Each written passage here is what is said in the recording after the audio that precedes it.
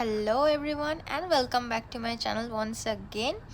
আজকের মিনি ব্লগে দেখো কোথায় চলে এসেছি বলো তো, ইকো পার্কে, তাজতাল কুঠিরে।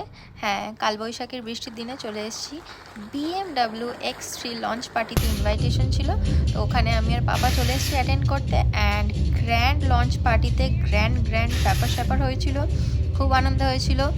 আর গাড়িটা লঞ্চ করে যখন দেখলাম অতটা ভালো লাগেনি, বাট ওকে লঞ্চ ভালো হয়েছে, অনেকে পছন্দ করেছে, অনেকে বলেছে X1 বেটার, অনেক কিছু বলেছে যে BMWর SUV সেগমেন্ট ভালো না, যার ব্যক্তিগত পার্সোনাল ওপিনিয়ন।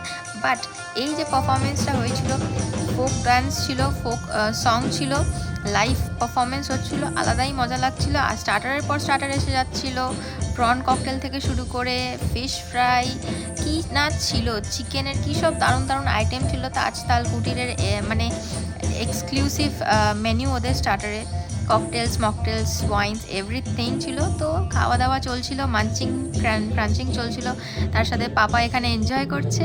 তারপর চলে গেলাম ডিনার টাইমে বিরিয়ানি, তার সাথে নিলাম বেকড ফিশ ছিল। আর ডেজার্ট সেকশনে চলে এলাম, অল্প কিছুই খেয়েছিলাম। চকলেট ব্রাউনিটা কিন্তু এটা অ্যাকচুয়ালি মাট পাই ছিল, এত ভালো আমার মুখে লেগেছিল, পুরো ম্যারিয়েট আইটিসির থেকেও ভালো এদের খাওয়া দাওয়া, খুবই গুড কোয়ালিটি। এটা হ্যান্ডমেড